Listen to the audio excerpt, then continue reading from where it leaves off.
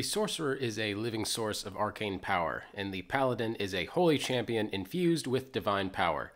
Put these two powers together, and you get a magical chocolate and peanut butter situation that has remained one of the most popular multiclassing options in 5e. If you're looking to make a Sorcadin of your own, then get your bucket of damage dice ready to go as we go through everything you need to know in today's episode. Be sure to like and subscribe because we put out new videos like this every week, but now, on to the Sorcadin.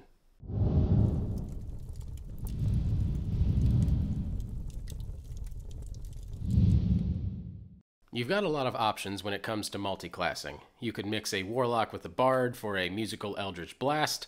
Imagine agonizing blasts from bagpipes, more agonizing than the ones that already exist in the real world. Or a wizard and a barbarian for a powerful attack trickster. But for my money, I'll take the Sorcadin, though I know most people will like what the Sorcadin has to offer.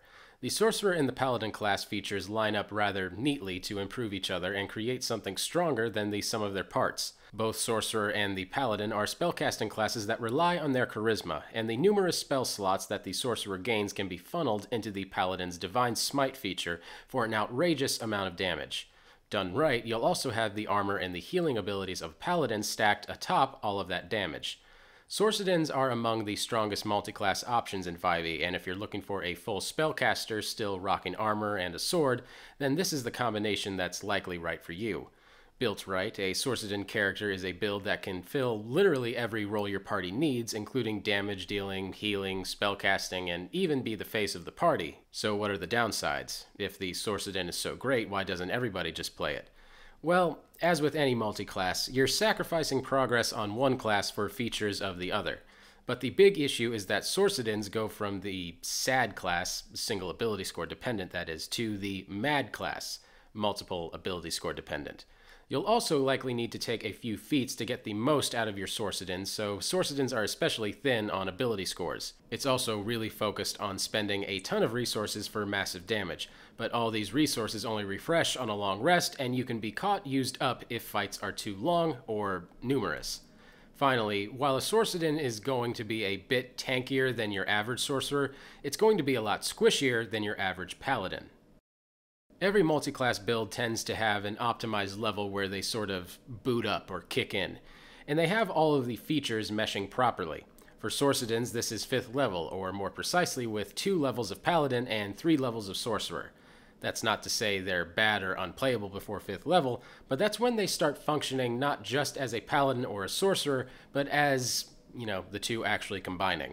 So which should you take first? Well, we'll get into the exact order of leveling up in just a second, but it's important to lock in the fact that your first level should be Paladin almost all the time. Because of the way proficiencies work when multiclassing, starting with Sorcerer would lose you heavy armor proficiency, which is often a major part of the Sorcadin build. While every class feature has some utility, there are a few key features we're going for when putting together a Sorcadin character. One of those things is hit points. Every Paladin level you take will gain you an average of 2 hit points more than your Sorcerer levels with their wimpy d6 hit dice. Just as bad as a wizard, really. There's also the heavy armor, as I mentioned. The Sorcerer is flimsy, and assuming you take your first level as Paladin, you'll have access to heavy armor and shield proficiency right from the start. You'll have to do some adventuring to get that expensive plate armor, but it's worth it to get that sweet base 19 AC. There's also weapon proficiencies. Our Sorcadin should be swinging martial weapons just as well as they sling spells. Getting those initial weapon proficiencies from the Paladin is key to making that happen. And then of course there's Divine Smite. Gained at 2nd level, this is the big ticket item that you'll be getting from the Paladin over any other martial class. Divine Smite lets you sacrifice your spell slots for pure consistent damage when you hit things with melee attacks, and it doesn't matter what class those spell slots came from. This means that you can use those plentiful Sorcerer spell slots as raw smite damage goodness.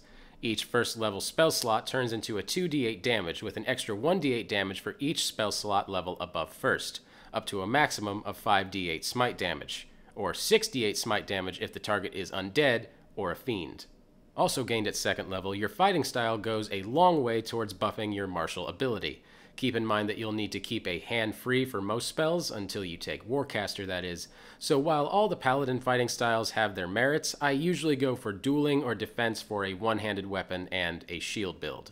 Gained at 5th level, you also get extra attack, and this one is one of the more compelling reasons to keep going forward with Paladin levels, as you won't get it from being a Sorcerer. And then gained at 6th level is the Aura of Protection, and this one is a lot more optional but worth considering, as it's one of the strongest defensive features in the game. You and any of your allies standing near you get a bonus to all saving throws equal to your Charisma bonus. Yeah, that's kind of a good get.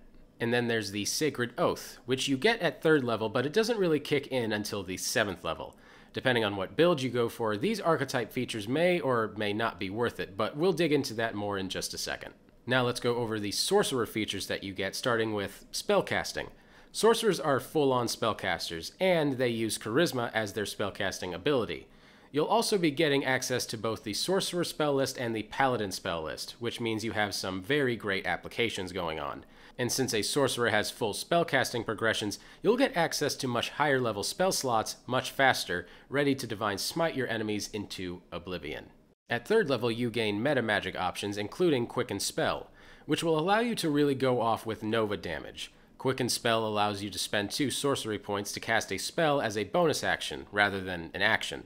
Normally, this isn't as good as it looks, since there's still the limitations on casting multiple spells in a turn.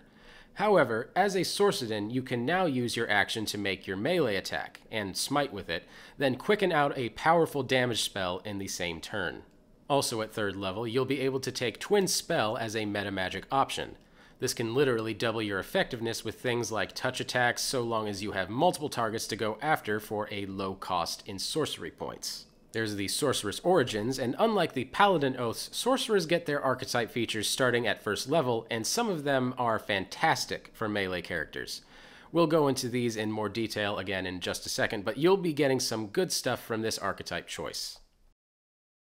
While you can build a dexterity-based Sorcadin, I really recommend sticking with Strength as your main physical ability, since we can take advantage of heavy armor and don't need to rely on dexterity for AC. For most Sorcadins, you'll be doing basically the same spread of ability scores that you'd want for a Paladin, with a bit of emphasis on Charisma.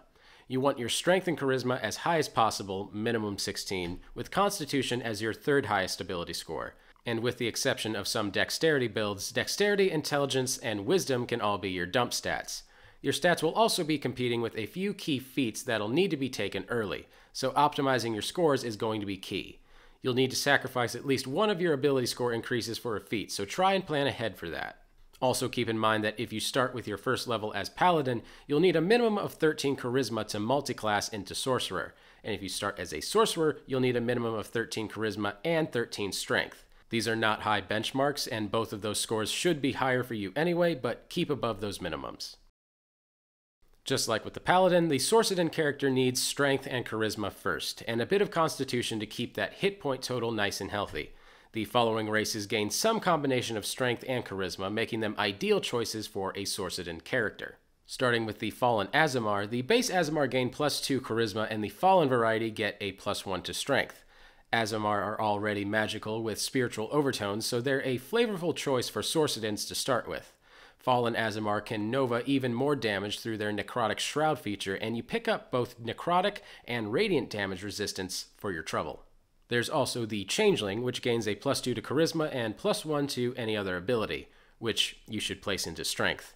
Changelings are technically flavor locked into Eberron, but if your DM is friendly enough, they should allow them.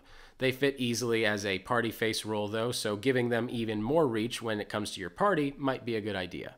They also fit very easily as the face of the party, depending on what they decide to look as, and this could give them even more reach when it comes to their party role. There's the popular Dragonborn, which gains +2 to Strength and +1 to Charisma. Dragonborn get a damage resistance of their choice and a breath weapon that's effective at least in early levels. It makes especially thematic sense if you go with the Draconic Sorcerer, but more on that in a second. The Half-Elf gains +2 in Charisma and +1 to any other 2 abilities of their choice, which you should make Strength and Constitution. This spread of ability points gives you a unique opportunity to put a 16 in Strength, Constitution, and Charisma at level 1. This is without a doubt the best option if you want to strictly min-max your Sorcadin character. And then we have the Human, and base humans gain +1 to each ability score, and the variant human gains +1 to 2 abilities of their choice and a feat. Humans in both forms are super flexible, but variant humans, if you're DM allows them, are especially tempting here as it gets you an extra Warcaster feat ahead of schedule. If you do go this route for early Warcaster, remember though that it has the prerequisite of able to cast spells, which unfortunately means you'd have to take your first level in Sorcerer instead of Paladin and would miss out on heavy armor. And then we also have the Tiefling, specifically the Zerial variant, which gets a +2 to Charisma and a +1 to Strength. This variant of Tiefling seems tailor-made for Sorcadins, as you also get some pretty good smite spells as racial spells, letting you free up some of your slots for even more smites. Add all of this on top of a really great fire resistance, and you have a pretty great starting point for your Sorcadin character.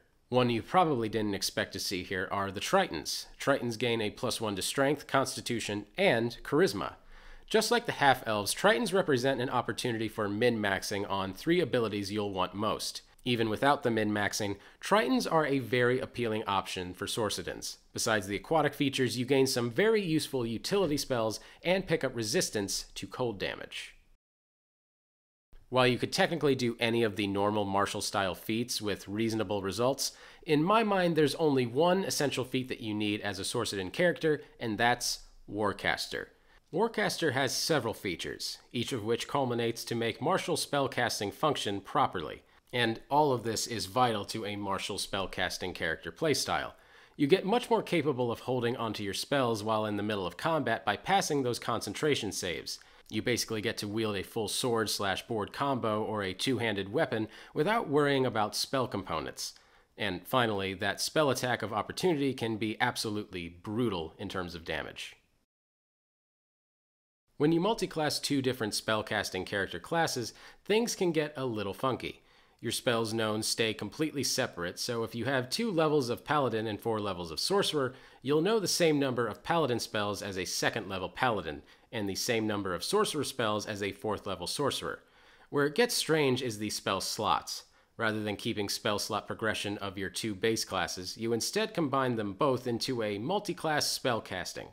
Multi-class spellcasters use their own special table, just a generic version of what most full spellcasters already have, and they calculate your level on that table using the levels of your base classes.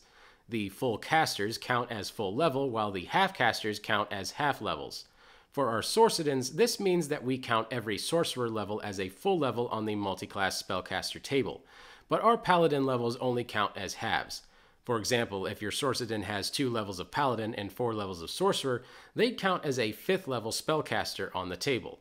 Note also that this means there's no difference between a Paladin spell slot or a Sorcerer spell slot. You know the spells that you know and can apply the spell slots to spells from either class.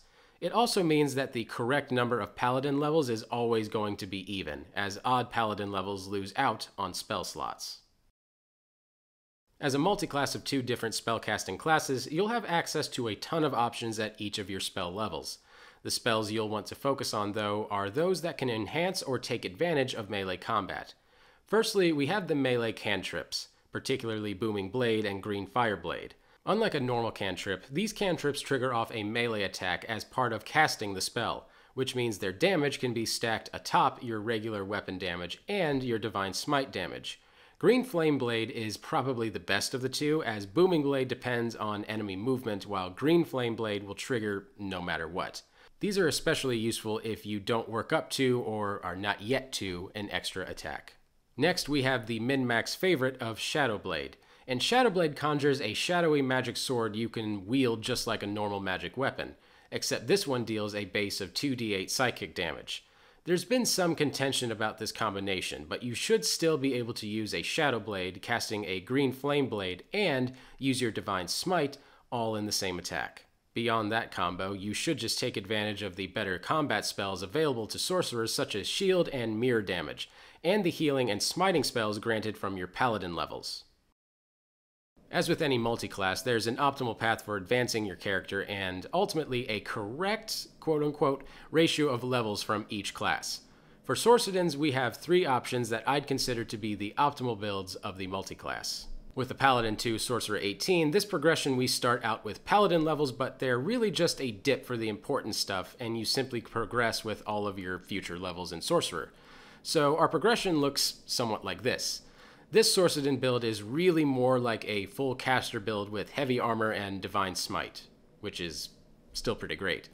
That initial 2-level dip gets you the best of what paladins have to offer without sacrificing much in the way of spellcasting abilities and sorcery points. This is also the squishiest character option when it comes to hit points, so you may need to devote more to getting your constitution up to compensate. Also, since this build won't gain an extra attack, you should highly consider leaning on the martial cantrips like Booming Blade and Green Flame Blade.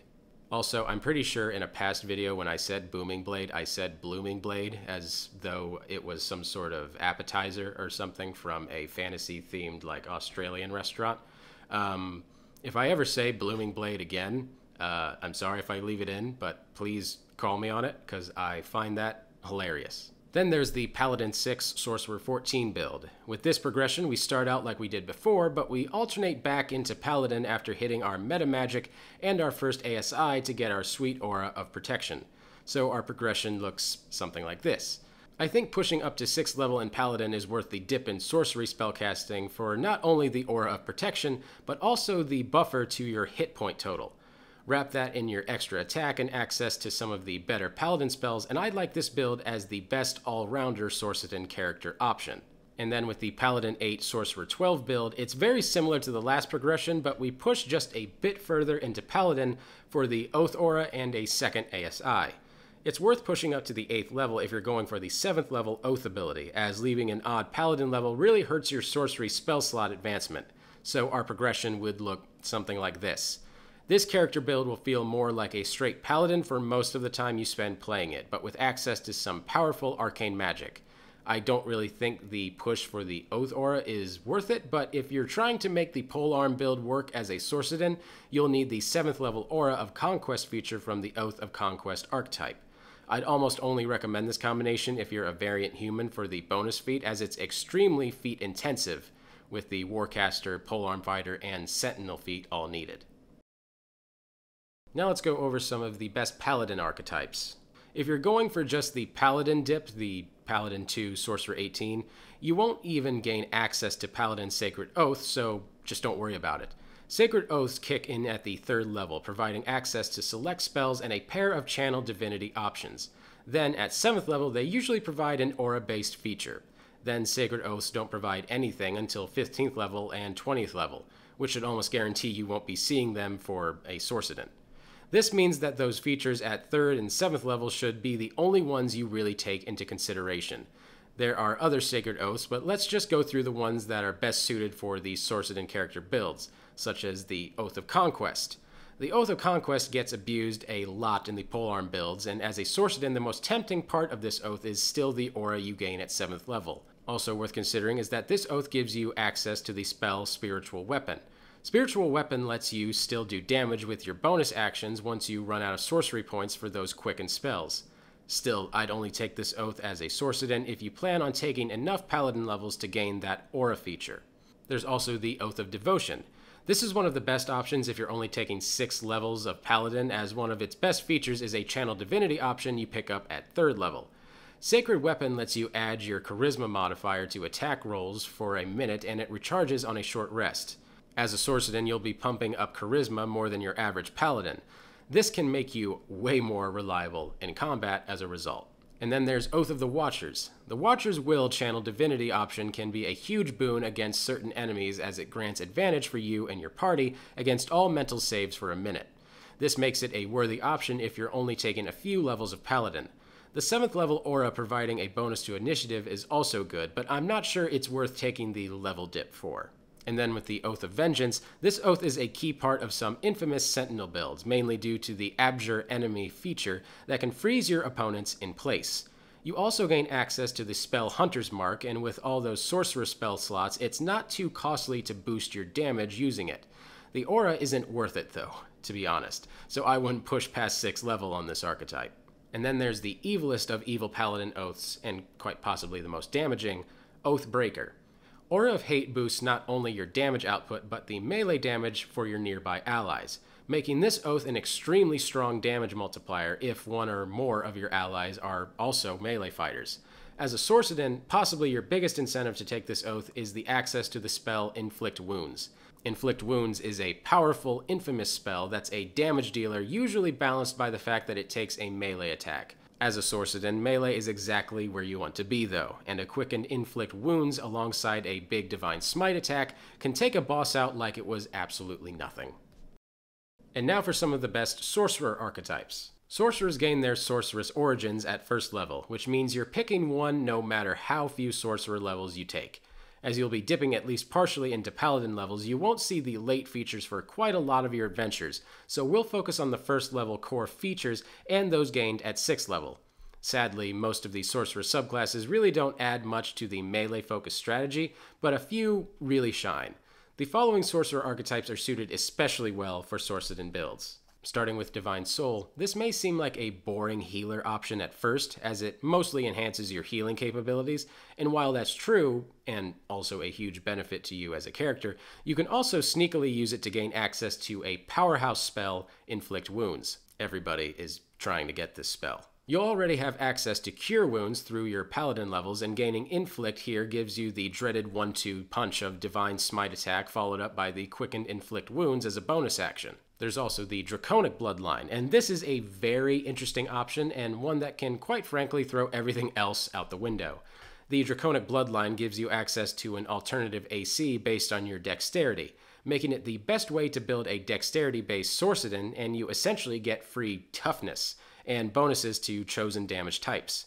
This also opens up the possibility of taking sorcerer levels first, since you'll no longer need the heavy armor proficiency, and doing so would net you proficiency in constitution saves. I don't know if this is the best Sorcadin option per se, but it's definitely the best one if you're trying to make a dex build, or just want one with the dragon theme, which, that's cool. Then there's Shadow Magic, which I consider a contender exclusively due to the strength of the Grave feature you gain at first level. It essentially gives you an undead fortitude save to pop back up when you would have died once per long rest. This can be way more powerful for your armored Sorcadin than a squishy sorcerer, and can keep you in the fight for much longer. Or perhaps just long enough. The one that's probably recommended to most people when researching this topic is Storm Sorcery. Your first level feature lets you fly 10 feet as a bonus action without provoking attacks, meaning for the low cost of a bonus action, you can zip in and around melee combat with ease. The 6th level feature really pushes you to cast lightning and thunder spells, but Lightning Bolt and Thunder Wave are fine spells you'd want to cast anyway. In general, this is the sorcerer archetype that wants you in the middle of combat, which is exactly where a Sorcadin wants to be. The Sorcadin is a multi-class build that I ran into very early when I started DMing, way back when I started the game, and I actually wasn't quite sure how it was going to go, but because it was in the hands of somebody that I trust to not only play the game in a fun way, but also bring a lot to their character, I was surprised how much the conflict of being something noble like a Paladin, but something also nefarious like a Sorcerer, could really come together to create something interesting. And thankfully, mechanically, there's a lot to work with as well. Thank you guys so much for watching. I really appreciate it. Be sure to like and subscribe because we put out new videos like this every week. You can also support us on Patreon. You can check out our online store. And if you've made an interesting Sorcadin that you're proud of in the past, I would love to hear about it down in the comments. I think one of my favorites was a man named Dalin, and he was unstable. I'll just say that. I'll keep it at that. That's probably the simplest way I could put it. Thanks again for watching. My name's Patrick Ferguson from Skull Splitter Dice, and until next time, farewell.